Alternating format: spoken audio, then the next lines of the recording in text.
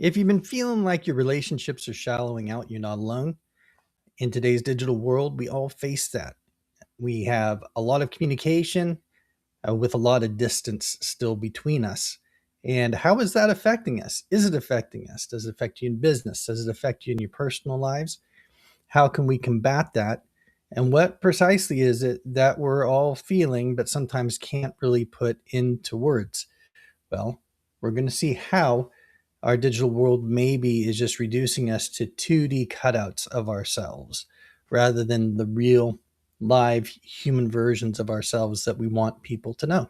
So let's discuss that today and more on the Daily Dance.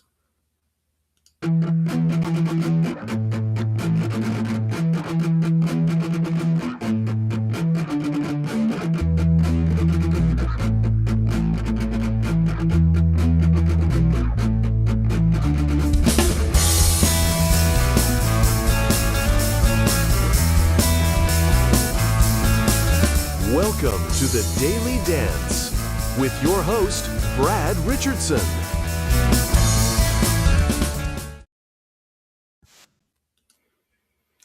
Yay, we're back. Yeah, I'm channeling my inner Kermit the Frog today. Sorry, it's been a little bit of a break with some travel and some different things. So we're getting back into the swing of things, been sprucing up the studio here and seeing where we're going to go as we move this show forward.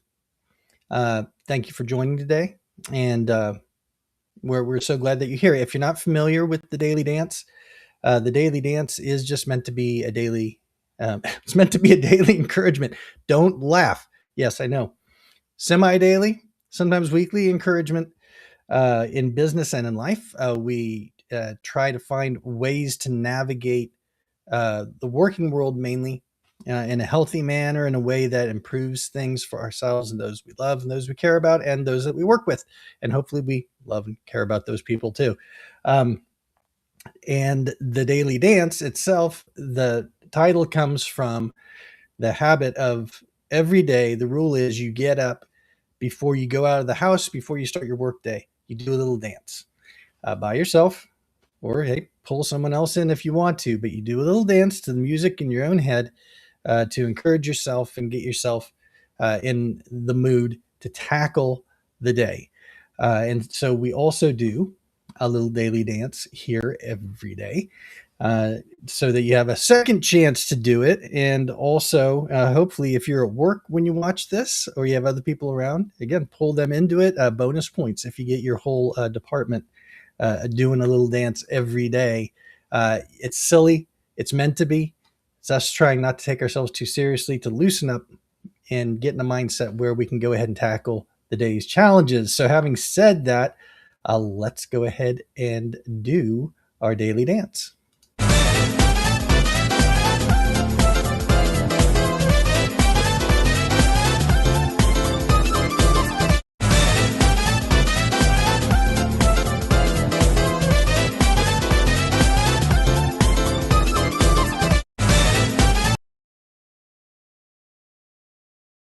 And there we go. Excellent. All right. So glad again that you've joined us today, taking today's show in a little bit different direction, I guess. Just what's coming to my mind as I navigate things in my own work life, and I look at what's going on online and the discussions that go on and the news that comes across the wire. And the quote came to me from this poem. And actually, there's an artist who did a song who pulled this line from the poem. And that's what stood out to me. But it is a poem by William Blake. And this is it. Just this life's dim windows of the soul distorts the heavens from pole to pole and leads you to believe a lie when you see with and not through the eye. And speaking to how we often look on the surface of things and we don't look beyond that, especially with people in life. And that made me want to go ahead and discuss the same thing, because with our digital lives, social media, all kinds of electronic communication, even video conferencing, I started to feel like we really are just getting 2D representations of one another, and that there is something that we gain from being in the room with one another when we get face to face, when we have that physical contact. And it reminds me some of with music, again, something that I ran into, learning how much music is a physical thing, because we can hear a great rendition of a song that's recorded in a studio and overdubbed and multi tracks, multi takes, and polished up. And yet, usually that's not going to be as dynamic an experience as seeing someone live. And objectively, the live performance is probably going to be not as good. Technically speaking, there'll be more mistakes. There will be more there that in the studio we would erase. But that live performance is still more impacting, usually. And it's because my firm belief is just because music is physical. You're producing those sound waves, the dynamic of the whole area, and we're spiritual beings, we're spiritual creatures, and it's a metaphysical thing, right? It's beyond our physics and our physical world. There's so much that we don't understand. There's mystery there, and we hold on to that, we grab onto that, and there's things that are being communicated in ways we don't even understand. And I believe that happens for us too when we get together personally, when we get together face to face, as opposed to online. So that's what we want to look at today, is precisely that. Because if that's the case, then I think we need to get better at recognizing that and making an extra effort then.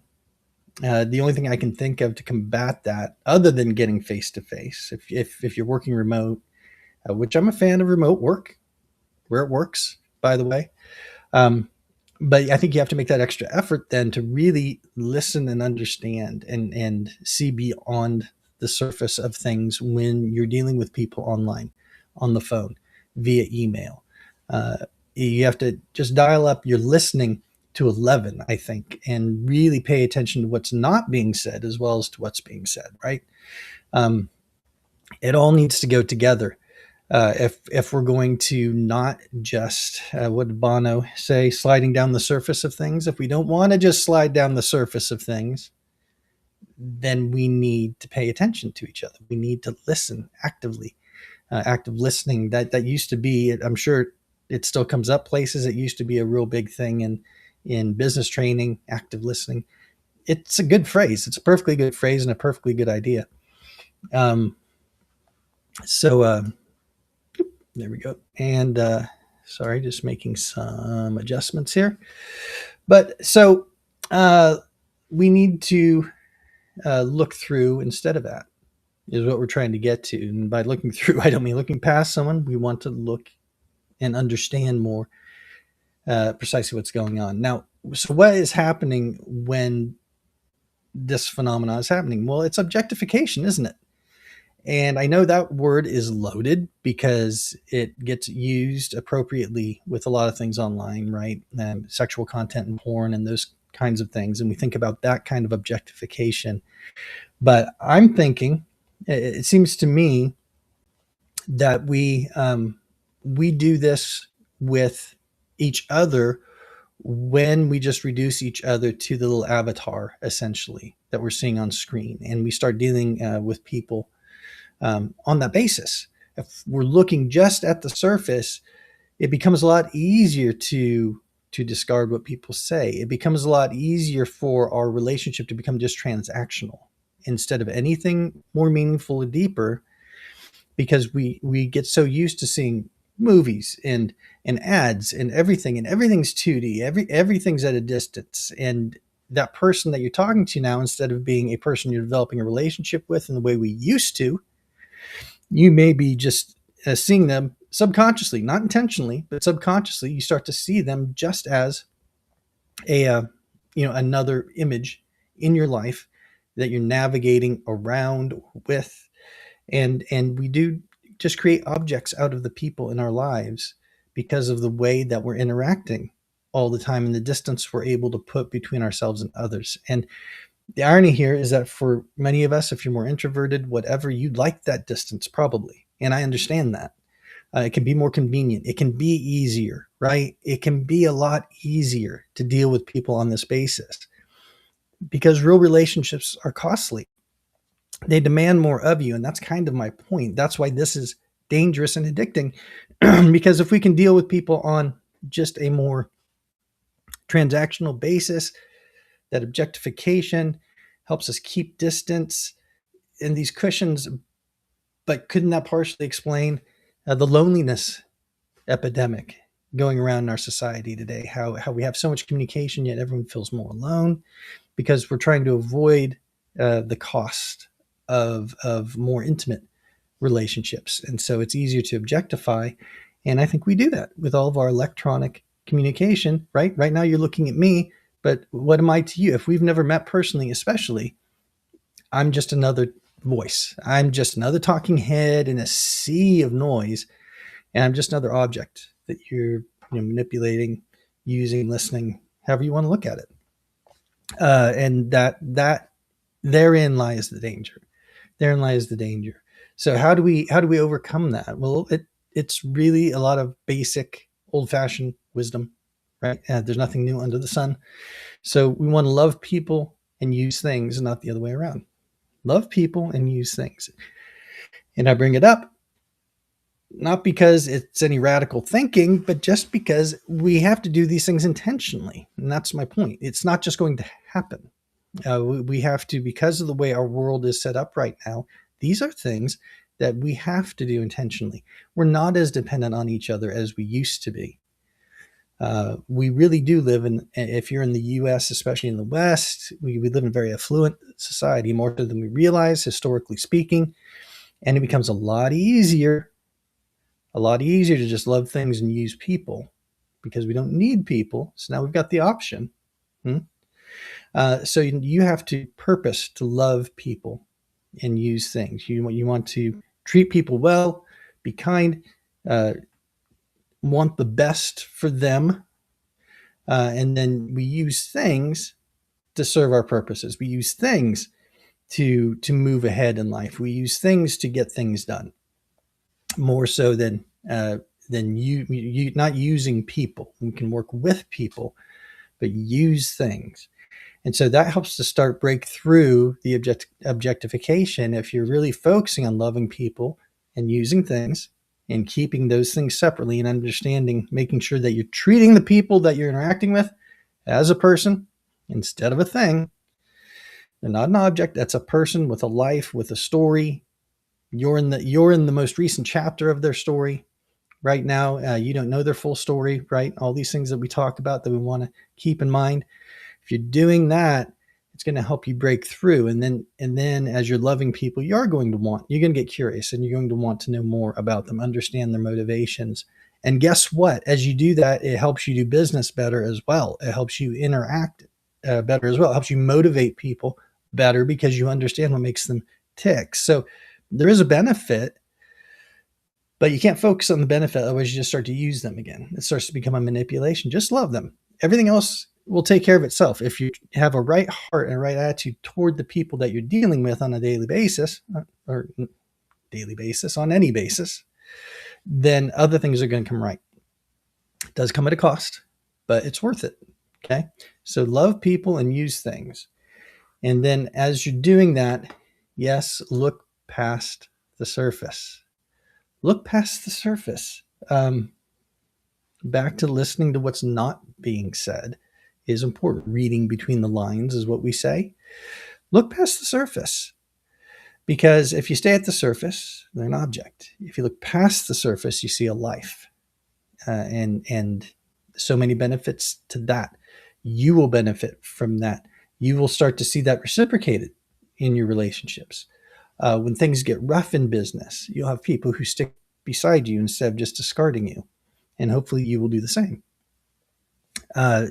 Much more important, look past the surface and understand as best you can. I'm not asking you to be a mind reader. Look, don't get into psychoanalyzing everyone and everything over much. That gets bad too. And you're not going to do any of this perfectly. None of us do. But it's this intent, it's this understanding of collectively, if we could understand that we live in a time where the technology is kind of pushing us, pushing us to do to look at people as objects, right? And so look past the surface, look deeper, take a deep look there, because it's beneficial, and for the right people in the right situations, you want people to do that with you too. You're going to have your off days. You're going to have your seasons. You're going to have your times where you hope people are viewing you as more than just another piece of their business or another cog in the machine. You're going to want that. So treat them the same way that you're going to want to be treated. And just back on the, on the loving people too. It's, I always love, I don't know. I get a kick out of this, because it's just the epitome of an honest, it's at least an honest assessment, that pure joy of being in love and the happiness that comes with that. And, we all want to be loved. We all want that kind of just honest, not a game, not a show, not on the surface. We want some kind of genuine connection and respect. And to get that, you've got to give that. And it all starts with us. We can't be sitting and looking at, well, if other people aren't doing that, why should I? Well, you are going to reap what you sow. What you give, you do get back. Not always and not immediately, but it does come back. And if we're going to change things, which at the Daily Dance, that's what we're about. We want to change things for the better, the things that we can change. We can't change a lot of the big stuff, the general business environment that we're in, and a lot of the policies and legislature and all that stuff that we deal with that can affect things negatively. But we can affect our little world, and these are ways that we do that. So we purpose to do it ourselves, and I'm not going out and getting upset that others aren't doing that for us. We're going to be that change. We're going to initiate that change. We're going to serve in that way, and we're going to trust that that's going to make a difference. And frankly, you do that, you're going to be better for it. You're going to level up your game. If you end up in a corporate culture where it is just wearing you down, it doesn't fit, don't stay there and get beat up. Go ahead, look for another job. Find a place where you can plug in and you can have more of that positive effect. But we're going to focus on what we can control, right? We're going to focus on what we can do instead of looking to others. So we want to understand that there's objectification going on because of the technology we work with and the culture that we're in. We want to love people and use things, not the other way around. And we need to look past the surface. Look past the surface when we're talking to people, and we're looking at situations too, by the way. Ask the right questions, get curious in a good way, to be able to love on people well, to serve people well, to help others well. You'll do your job better. You will do your job better. You'll be more professional, and you will do your job better.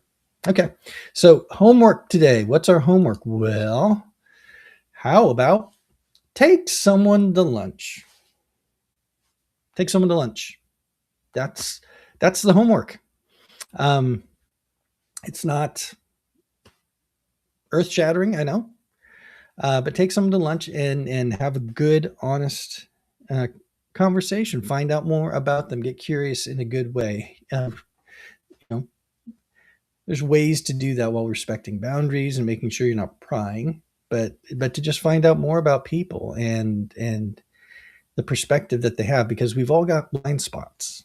We have blind spots, all of us, And it's hilarious when you meet someone who doesn't really act or think like they have any blind spots, because that's why they're called blind spots. You don't see them.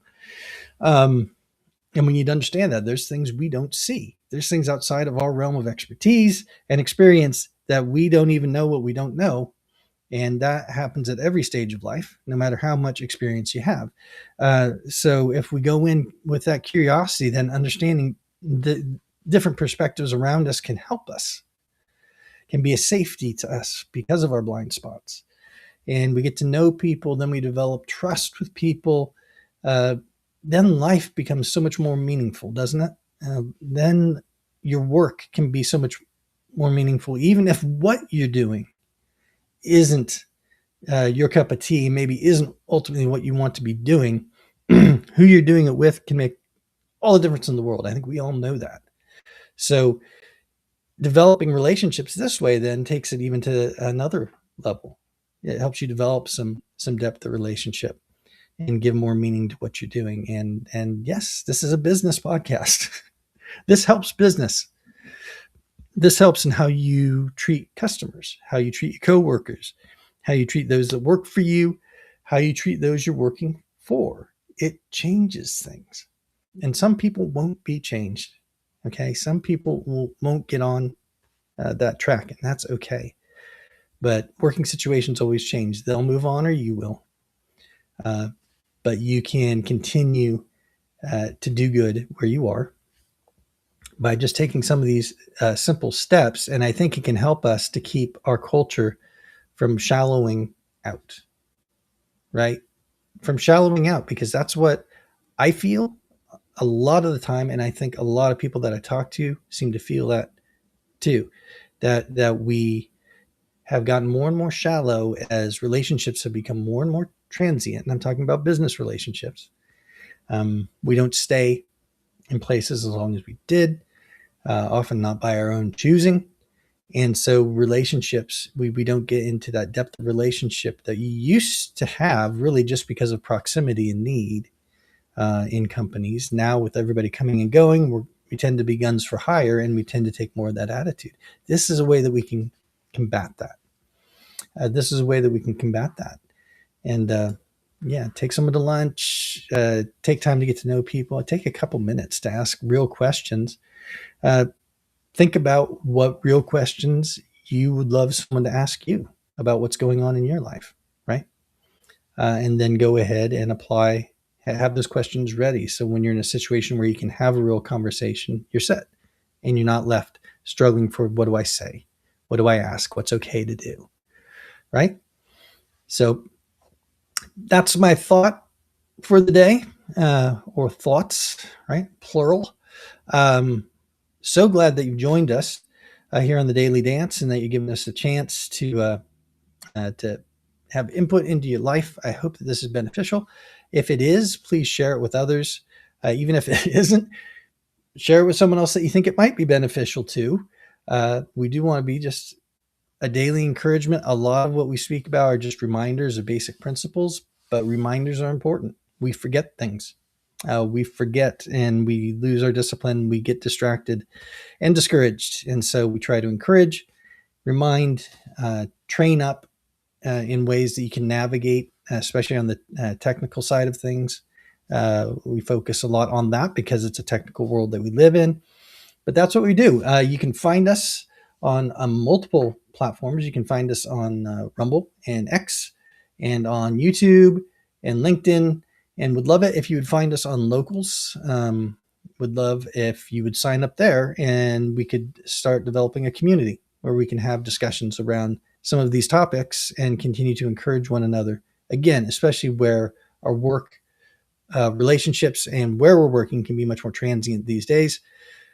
The idea to give a platform where there's some continuity, and you can continue to have the business input and discussions that you would normally have at your workplace. Consider it a stand-up for the rest of us. Maybe. So anyway, thanks again for joining. It's an honor that you would spend some time listening to what I have to say. Please continue to share with others and visit us again and keep posted for new episodes and some interviews that will be coming up. I'll be doing an interview tomorrow and hope to be doing more of those as well. So thanks again. And until next time, just remember to keep on